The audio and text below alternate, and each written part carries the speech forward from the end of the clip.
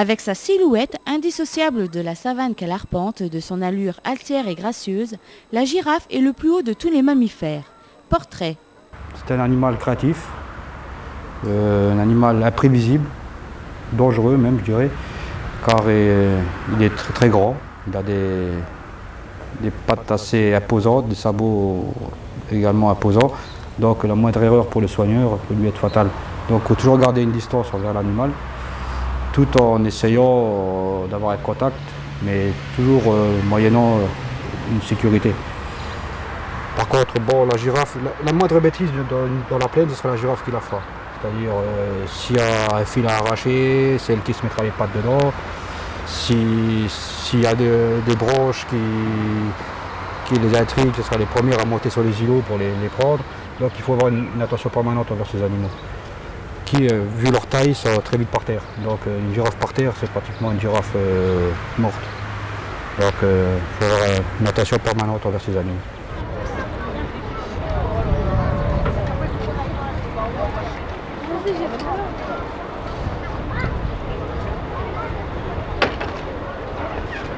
La taille maximum d'une girafe, on a déjà vu une girafe à 6 mètres, c'est très rare, mais en moyenne, une girafe 5 mètres 40, 5 mètres 80, c'est tout à fait commun. Ben là, elles sont encore jeunes, elles sont pas encore, je vois qu'elles ne sont pas encore adultes, donc elles grandissent jusqu'à l'âge de 7 ans. Là, elles en ont 5, donc elles ont encore 2 ans pour prendre un bon mètre, 1 mètre 20 de girafe. Chaque girafe a son trait de caractère. Vous pouvez avoir des girafes qui nous respectent, qui respectent l'homme, donc qui gardent une distance. D'autres girafes qui ont été plus ou moins imprégnées par l'homme, qui eux sont très dangereux parce qu'ils n'ont pas peur de nous. Donc avec ces animaux-là, il faut garder une distance. Même que des fois on est tenté à s'approcher d'eux, mais il faut toujours penser qu'un coup de patte et puis c'est fini.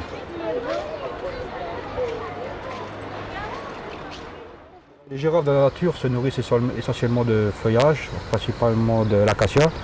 Donc nous ici on n'en a pas, ou très peu. Donc ils se nourrissent de fourrage, luzerne, foin, un complément de granulés très riche, et fruits et légumes, c'est-à-dire pommes, carottes, quelques bananes et des oignons. Pour la vitamine E, ça leur permet justement de pallier leur manque de feuillage pour la vitamine E.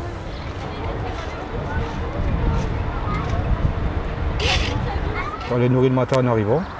Donc le matin, ils ont du foin et de la luzerne à volonté, jour et nuit quand ils sont à l'intérieur et à l'extérieur. Mais le matin en arrivant, ils ont 20 kg de granulés, un seau de pommes, carottes, oignons et un seau de carottes, bananes. Et une fois qu'ils ont terminé ça, ils sortent dans la plaine.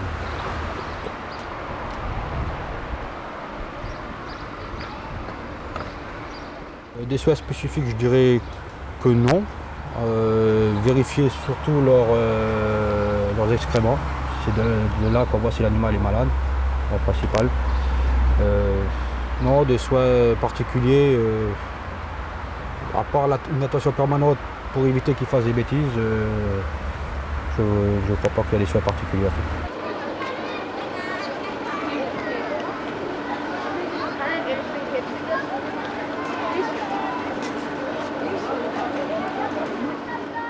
Le risque d'une girafe, principalement, c'est l'écartèlement. C'est-à-dire, elle s'écartèle au niveau des pattes avant, et là, c'est fini.